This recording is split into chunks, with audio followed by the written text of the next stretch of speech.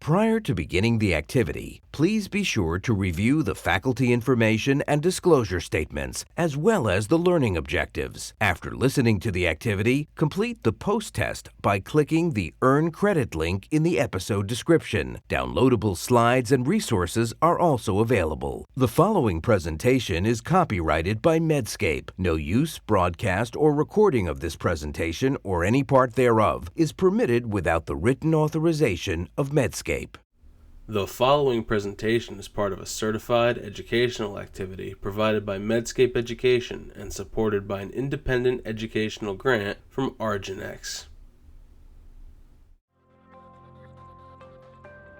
This program is presented by Medscape Education Global.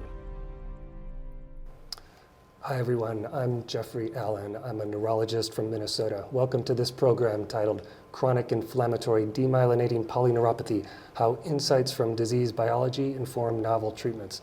I'm delighted to be joined today by Luis Grohl, who's a neurologist in Barcelona. Welcome, Luis. Yeah, thank you, Jeff. So we're going to spend some time today talking about CIDP, the biology behind CIDP, and some exciting new clinical trials that are evolving in CIDP. But to take a step back and really just talk about this disease, what is CIDP? CIDP is a rare immune-mediated neuropathy that affects the peripheral nerves and the nerve roots. When the immune system damages the nerves, it leads to numbness and weakness. We think about CIDP as affecting the body in different sorts of ways, and we can divide the disease up based on the different symptoms that patients present with. The most common way patients present with is relatively symmetric proximal and distal numbness and weakness that evolves over 2 months or more in a stepwise or relapsing pattern. We also know that some patients have different phenotypes that are still under that CIDP umbrella. Those are patients that have predominantly distal symptoms, so just below the knee and in the hands. Those that have asymmetric symptoms, we call that multifocal CIDP. There's a variant where patients get weak but not numb, we call that motor CIDP, and numb but not weak, we call that sensory CIDP. But it's all driven by this immune process where the nerves get affected. The burdens that patients experience with that can be variable, but it usually affects patients' balance, their hand function, which can lead to a substantial amount of disability. And we know that over the course of the disease, at some point, more than half of patients are unable to live an independent existence because their disease gets to the point where it affects them in that way. And a lot of what we try to do with that disease is to prevent the disability from getting to that point based with various interventions for the disease. So with that kind of clinical overview, I'd like to ask Luis if you can comment a little bit about some of the pathobiologic processes that are driving that attack on the nerve. Yeah, that's a good question, Jeff. Thank you. So this is a demyelinating disease, as its name implies, and also inflammatory. But the thing is that not all patients have the same mechanisms, and there are different pathophysiological factors that are involved in this disease. Traditionally, we've seen this disease as a disease that is inflammatory, so that inflammatory cells infiltrate the nerve, but this is at least for a subset of patients, but not for all the patients. Macrophages have been involved in some of the variants of the disease, and also what we call humoral factors. And humoral factors are usually factors that are related to B cells or plasma cells, usually autoantibodies, but also complement and things that circulate in the plasma and that are pathogenic themselves.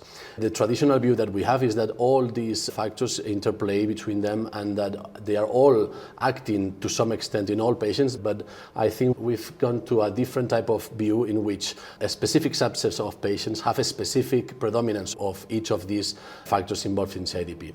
As I said, one of them is humoral factors, and this is mainly based in animal models, in some observations in the lab, and recently, or traditionally, it was also because these patients usually responded well to humoral therapies, usually plasma exchange and intravenous immunoglobulins, and this kind of settled the idea that this must have some humoral factors circulating. Yeah, that's a terrific overview of the overall pathogenesis, and one of the challenges that we're faced with is to try to tell who has one of these variable components of the disease. Can you talk a little bit more about the role of IgG in the pathophysiology of CIDP? Yes, sure. So in the recent years, for different reasons, as I said before, type of response to therapy, also some animal models of passive transfer, but most importantly because a subset of patients that were considered CIDP or in the spectrum of CIDP that are the autoimmune nodopathies, in those patients where we discovered IgG antibodies that were truly pathogenic, and despite these antibodies only explain kind of 10% of the patients that fulfill the CIDP diagnostic criteria, but this boosted the idea that IgG must be very relevant in the CIDP pathological process. There are many classical series and more recent ones showing that there is a subset of patients, from 25 to 40% of patients, that have some degree of participation of IgGs.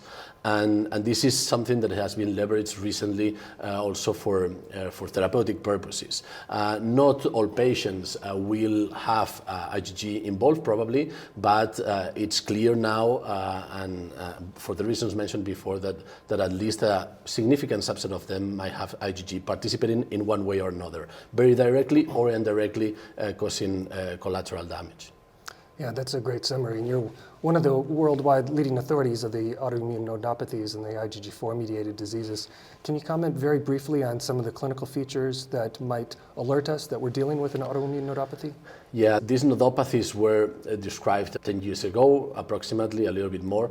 And initially they were described with phenotypes that were more aggressive, more severe, and sometimes they were misdiagnosed with GBS because they present aggressively. Also, some of them have specific clinical features, like, for example, neurofastin 155, which is the most frequent antibody in these patients, have a very specific type of tremor. Some others have, for example, a nephrotic syndrome, which is specific also for certain antibodies like contactin 1 or pan-neurofastin. But the idea, what probably is common to all of them, is the aggressiveness of the disease and the relatively poor response to conventional therapy. So in this case, there's this paradox in which antibody-mediated disorders that we were looking for antibodies because plasma exchange and IVIG worked very well in humoral-mediated diseases. Turns out that these are the ones that don't respond really well to these traditional therapies. But nonetheless, these now and the recent guidelines have been taken out of the CIDP spectrum. They form a different diagnostic category that it's called autoimmune nodopathies, and although they fulfill the criteria, the traditional criteria, they are now part of a different diagnostic category that is this one of the autoimmune nodopathies. Yeah. That's a great summary. Whenever I'm seeing patients in clinic and I see those people that have aggressive disease, rapidly progressive, lots of tremor and ataxia, and they don't respond to our traditional therapies, it's always something to think about the autoimmune nodopathies, which has some important treatment implications. Let's move a little bit more to treatment and talk about some of the unmet needs of existing treatments. Can you comment a little bit on that? Yeah, that's a very good question as well, Jeff, because we have treatments and we've lived with this idea that we had treatments that were effective for this disease, and these are treatable disorders, but I think we've realized lately that probably we are not doing as good as we can. And in fact, there's a significant proportion of patients that, depending on the series, it can be a quarter, 25 to 40% of the patients that do not respond to the first choice that you take. Also, it's clear that there's a significant proportion of patients that, depending on the series as well, but it could be from 2/3 to almost 90% of patients that do not become normal again, that they have some residual disability, even if it is not very severe. And most importantly, most of these patients need to be on therapy, and this is the vast majority. Again, depending on the series, but it can be up to 85% of the patients that require continuous therapy, and so they are bound to this therapy, which is relatively burdensome, and this is the other unmet need that we have. The current therapies are good, and we've been using them for years, but they are associated with some side effects, and particularly to some burden, because you need to go to the hospital, for example, with IVIG, you need to be in infusion clinic sometimes, or receive treatment very frequently, and this is something that, of course, we needed to try to overcome, or at least propose new therapies to diversify the treatments that we have. And the problem here is that we don't have a good way also to know which patient is going to respond to which therapy. So we do this trial and error type of therapy testing, and this is something that we also need to work on, try to phenotype patients pathophysiologically better, so we can choose the appropriate therapy for the specific patient without having this trial and error that is associated to some disability probably in the long term, because you are delaying the most effective therapy for that particular patient. There's a few really large unmet needs in the CIDP field. One is the absence of widely available diagnostic biomarkers. The other is the absence of a disease activity biomarker. I know you're working on that and others are working on that to try to identify more objective ways to identify response to treatment. But as it is right now, much of that response to treatment is driven by our perception of patients getting better and also clinical outcomes that we can assess in clinical practice. In my practice, I use a lot of disability outcomes like the INCAT and the IRODS disability, strength impairment outcomes like grip strength, and MRC sum scoring. And if one looks at the recently published EAM-PNS guidelines in 2021, in those guidelines, there's some guidance on how to apply those outcomes when trying to identify patients that respond in clinical practice. But as you point out, it can be really difficult. Yeah.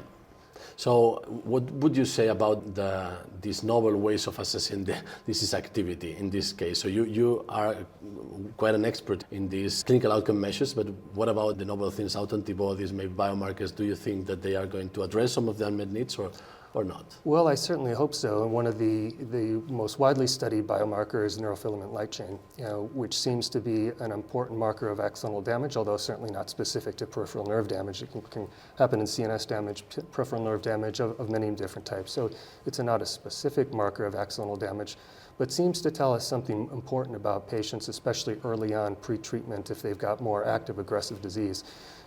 We certainly need a lot more data on that to see how patients progressed over time, correlations with clinical outcomes and treatments. But of the outcomes that are available, the biomarkers available, that seems to be one that is the most widely and most exciting to follow.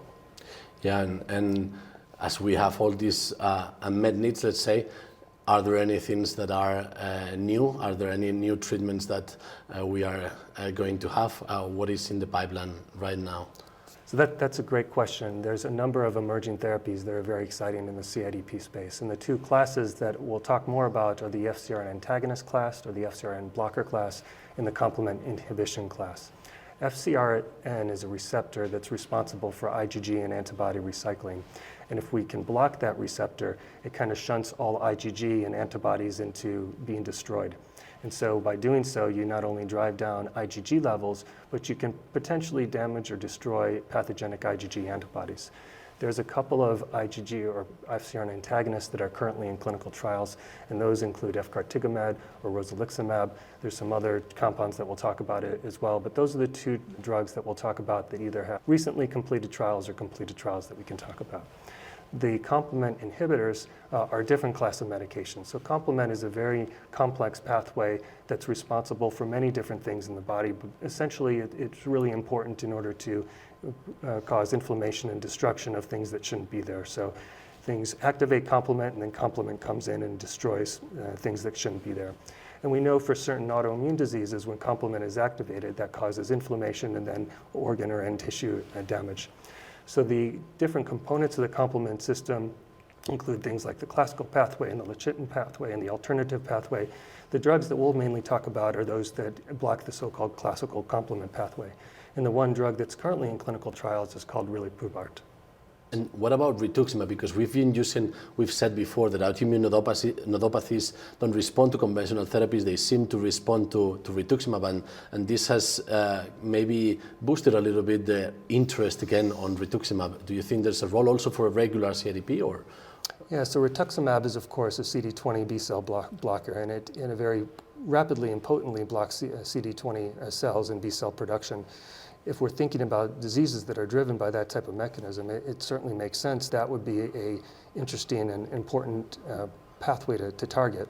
We'll talk a little bit more about some of those trials that are ongoing, but it certainly has a lot of off-label use, and there seem to be some patient populations that it really works well, although it's all more case series and anecdotal reports.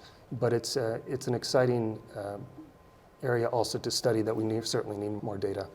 And what are the trials now? So we've discussed the interesting mechanism of action, but where are those trials? Are we having these drugs soon? Sure, yeah. For the FcRn antagonist, it's a really exciting space right now where there's multiple different agents to their recently completed trials or have ongoing trials or anticipated trials. We'll talk about some of those that we have some data and others that are ongoing that we can't really comment on. But the trials that we do have data are one trial with a drug called efgartigimod and one that with a drug called rozanoliximab. Both of those are FcRn antagonists. Both have completed phase 2 studies, and we have some data that we can touch on as well. It's also of interest that there's 2 other trials of FcRn antagonists. One is called a drug called nipolipocanemab and one batoclimab. Those trials are ongoing, and we're excited to see those data results, but we don't have anything to talk about yet. As far as the complement trials, there is one ongoing complement trial. Riliprubart is a proof of concept trial that's ongoing for CIDP. And we have some preliminary data that we can talk about there. We'll also touch about some of the rituximab trials that are ongoing, and we're excited to see those results. So maybe I'll spend a little bit of time talking about the efgartigimod trial. That trial commonly goes by the name of the adhere trial. It's a large, multi-center study that used a randomized withdrawal design. It was a fairly complex study in that it had multiple stages before patients were actually randomized to the study drug. In order to get into the trial, all participants had to go through an adjudication panel. So essentially, investigators had to collect all the clinical and electrophysiologic information that was available for patients, and then send all that information to an expert panel, a panel of CIDP experts. And that panel had to be confident that those patients had CIDP. But why do you think it's necessary to have this type of panel? Yeah, I'm glad you asked that. It's necessary because we know that CIDP diagnosis is really challenging. We know that from a number of different sources, about half, perhaps more in some communities of patients that carry a diagnosis of CIDP actually don't have it. So this is a really challenging thing to deal with in day-to-day clinical practice, and it's a really important issue to deal with in clinical trials, because if we roll a lot of people in clinical trials that actually don't have disease or don't have active disease, it's really going to lead to a poor trial outcome, and we'll not really know if it's because the drug didn't work or because we got the disease wrong. So these adjudication panels are really important, and the adhere trial is probably the largest randomized clinical trial that's used that approach to date, although other trials have done that as well. So all patients had to have disease confirmation by an adjudication panel. From there, patients went into a withdrawal phase, at least if you were on treatment. Patients could be on treatment, either standard of care with IVIG or corticosteroids, or you could be treatment naive. Treatment naive could be divided in no treatment ever or no treatment within 6 months. They were all put into that no treatment category. If you were in that no treatment category, you immediately went over to the stage A phase. If you were on treatment, then you went through a withdrawal phase. In the withdrawal phase, your standard of care was discontinued. In that phase, we had to see some deterioration of clinical status. If there was objective deterioration of clinical status, which could have been objectified by a number of different outcome measures, either the INCAT disability score, the IRODS disability score, or grip strength, or multiple, then you went into the so-called stage A of the clinical trial. So stage A of the adhere trial was an open-label efgartigimod treatment arm. All patients that reached that phase got studied efgartigimod. And in that phase of the trial, what we were looking for is an improvement based on one of those clinical outcome measures that we talked about before. So either INCAT, IRODS disability, or an MRC sum score. If one improved with that with open label treatment within 12 weeks, then those patients moved on to the so-called stage B. Now the stage B was the randomized portion of the study. In stage B, patients were either randomized to efgartigimod or placebo and then followed for 48 weeks. And the primary outcome measure in that phase of the trial was deterioration based on an INCAT score. And how many patients did respond in this stage A? Yeah, so in the stage A responders, there were 66%, roughly 66%, that improved in that stage A. Now, the statistical methods of this trial was an event-driven trial. So once the 88th event occurred in the trial, all of the trial was closed. And so what that meant was that when the trial was discontinued, there were still patients that were ongoing in stage A, and that perhaps didn't get the full opportunity to improve in stage A because they didn't get the full course of efgartigimod. If those patients are removed, then the response rate goes up to about 70%. So one can say in stage A, between 66 and 70% of patients probably improved in that stage. And what happened in the stage B then? Yeah, and so in stage B, patients were followed for up to 48 weeks looking for deterioration. And you can look at relapse based on a number of different outcome measures, but maybe the most relevant one is the relative risk reduction. And so in the treated patients, there was a 61% relative risk reduction in patients that were on study drug versus those that were on placebo. There were many placebo patients that didn't relapse, as we commonly see in clinical trials of this nature, but there was a 61% relative risk reduction in those patients that were on study treatment. And were there any side effects or anything of concern? Overall, the study drug was fairly well tolerated. One of the things we're very vigilant on IgG or FcRn antagonist is the lowering of the IgG levels, which is the design of the drug. The drug's designed to do that. And one has to wonder, if you lower IgG levels to a certain degree, does that increase your risk for infection? We've got some real-world data from other disease states, but just in the adhere study, the overall risk infection seemed to be quite similar in the study patients versus the placebo patients.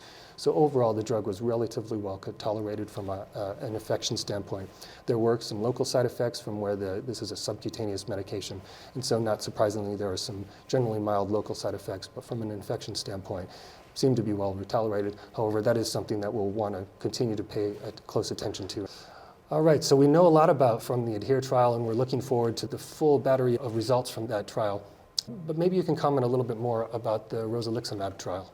Yeah, so this is another FcRn inhibitor, and it was also a phase 2, but it was a very small phase 2 proof of concept. The idea was to just see if there was any hint of activity of the drug to then move into a larger phase 2 trial. And even if it was the same mechanism that was tested in efgartigimod, at least a priori, they both share the same class of mechanism of action. In this case, we are talking about a negative trial. So there was no difference at all between the patients treated with rozanolixizumab and the patients treated with placebo.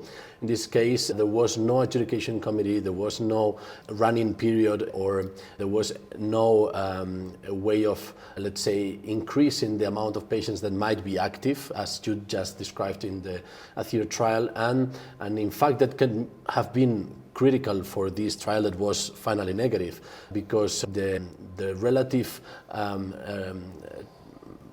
rate of relapses was very low in this trial, and this probably means that the population was not completely clean, and then probably that can have influenced the results. But the truth is that we have two FcRn inhibitors that have finalized their trials, and this one, the rozanolixizumab, has been clearly negative. There was no hint of activity in any of the primary or secondary outcome measures, and this has stirred a little bit the debate on why one of them has been successful, as you just described with efgartigimod, and why the other has not.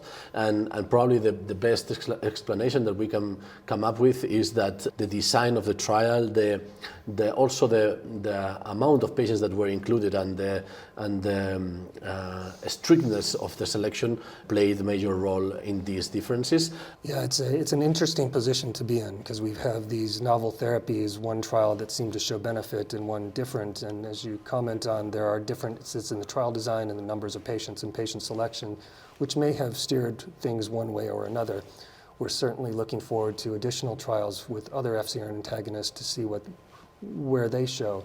But I think at the very least, one could say that although this may be an important treatment that may emerge and become available to us, patient selection is going to be important. Understanding that not all patients will respond to all medications is also certainly important as well. Also, I think this made us learn a little bit as a field, because the two other trials that are ongoing with FcRn inhibitors are much more similar to the design of the efgartigimod trial, and this probably means that we've learned that in this difficult disease, difficult to diagnose, difficult to monitor, and difficult to know if it is active or not, it's important to be very strict with the inclusion criteria, and let's see what happens with these two other trials that are ongoing. Well said. Let's shift gears and talk a little bit about the complement trials. Can you comment about riliprubart? Yeah, in this case, as Jeff very well mentioned before, this is a complement inhibitor. It's targeting the C1s complement factor, which is very high in the classical complement cascade.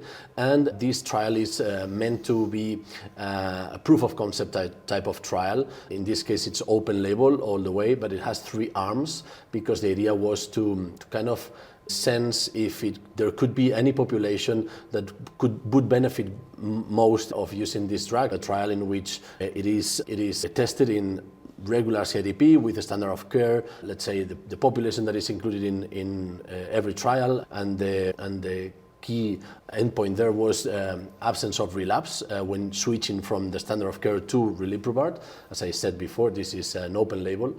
Then there was another arm that is very interesting. There was refractory patients, and we can discuss what it means refractory, but refractory in this case meant having a disease that was not completely well controlled or that needed, or in which drugs had side effects that could not be maintained, the drug. And then in this case, the endpoint was different. The endpoint was improvement according to baseline. And then there's another population which we cannot comment much on it because there was no available data yet, which was the naive population. We'll have the data soon, but it was not presented yet. And naive population meaning a little bit the same of what you just described for the adhere trial. Not necessarily purely naive, but patients that have been without treatment for some time or truly naive. So essentially this was, as I said, a proof of concept type of study, but the results roughly were just organized to see if it was worth a phase 3. And in the first arm, the one of standard of care, we saw that 88% of the patients remained stable or improved according to their standard of care therapy, which is something that even though it's an open label trial and we need to be cautious about the interpretation, but it's quite big, stable population, not to talk about the ones that improve in comparison to their baseline with the standard of care. So we'll see what happens in future trials that are placebo-controlled, etc. But for the moment being, this was considered good results to pursue another trial.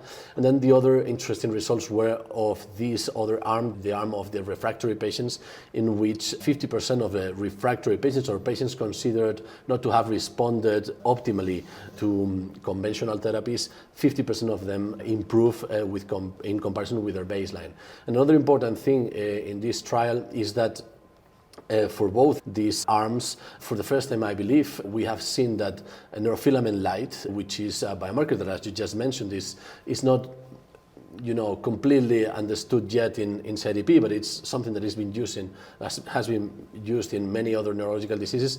In both arms, and the neurofilament levels of these patients went down in comparison to their baseline neurofilament levels, meaning that even though we need to do the randomized trial and all that, we have some objective marker of improvement in comparison to baseline, and that's also encouraging news, although again, we need to see the formal results of the trials that hopefully will be developed in the upcoming years.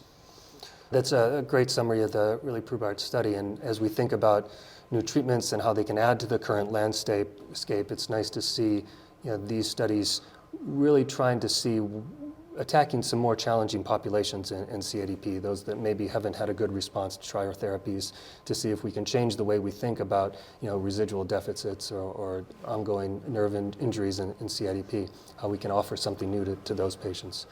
We mentioned rituximab a little bit. There are a couple of rituximab trials that are ongoing. Of course, there's a lot of real-world, small anecdotal observations in rituximab use in CIDP, some case series. And it seems as though some of those case series seems to show patients do quite well with rituximab. And rituximab, from an ease of access standpoint, has some advantages over some of these other therapies. There's 2 ongoing trials, or recently completed trials, one a Japanese trial of rituximab, one an Italian trial of rituximab. Can you comment on either of those trials? So first, the rituximab is very accessible, and we are using it constantly for other diseases, and we are very comfortable using it. And we've been using for this rituximab particularly for autoimmune neuropathies. In my opinion, this is, even if there are not yet formal trials that have been published, the Japanese trial is specifically addressing this population of autoimmune neuropathies, although we don't know the results yet. The other important trial is the Italian one. We don't have the data yet. I believe that we are going to have the data soon, but this is an important trial because it will provide information of a standard or at least a therapy that we are using, I would say, quite a lot. And although I'm convinced that this is very useful for autoimmune neuropathies, we still have to see what happens with regular CIDP. So if it were positive again, we will have another drug to decide in our patients, and that would be good news, but we still need to see those results that I believe are going to be ready relatively soon, I would say. Yeah, we talked a little bit about those clinical features that are unique in the autoimmune neuropathies: aggressive ataxia, tremor, non-responding to traditional therapies, IVIG. And this is one of the reasons why that group is so important to identify, that they may respond better to other treatments like B-cell depletion therapy with rituximab, although we certainly need those trials that you highlighted. So it's certainly an exciting time for CIDP. There's many clinical trials ongoing. There's a lot of great research behind the scenes that you and others are doing to try to really define the immunobiology of this disease. We've got a lot of exciting work ongoing in biomarkers and disease activity biomarkers, big CIDP registries to try to really better define the boundaries of this disease that can be difficult to define in some settings. But given the heterogeneity of those definitions, it's probably unlikely that any single drug will be effective for all patients, but all the more reason that these therapies, these clinical trials, are important to try to help us define which patients might do well to one therapy and which patients to another therapy. Yeah, I think that's very important because we could do this strategy of trial and error when we had only 2 therapies or at most 3 types of therapies. But now we are going to have in principle a number of different therapies, and we cannot do trial and error all the time. So we probably need to work a lot in the immune phenotyping, immune profiling, and quick assessment of response, so patients are not in a drug that is not the optimal drug for them. So yeah, I think it's exciting times, not just for CIDP, but for inflammatory neuropathies in general. I think this is going to stir up a little bit the field because the mechanisms are shared with other neuropathies, and I think it's very interesting that we are now seeing these changes in the field. Yeah, well, this has been a terrific discussion about the current state of CIDP and maybe a glimpse into what the future might hold. I might just have a couple of concluding remarks. You know, CIDP is a very clinically and almost certainly heterogeneous biological process. And we know that 2 important targets of intervention that we're learning are important include IgG autoantibodies and complement. We've got a number of clinical trials that we talked about to try to really specifically address those 2 components of the biology. And although IVIG, subcutaneous IG, and corticosteroids are really important and evidence-based treatments for CIDP, we know that not all patients respond. Residual deficits are somewhat common, and one wonders how much better we can do and what else we can offer to patients. There's several recently completed or ongoing trials that may provide some new insights into CIDP immunobiology and potentially offer some new treatments in this space. So thanks again for a great discussion. Yeah, pleasure always, Jeff. Thank you very much. I want to thank you all for participating in this activity. Please continue on to answer the questions that follow and complete the evaluation. Thank you. This program was presented by Medscape Education Global.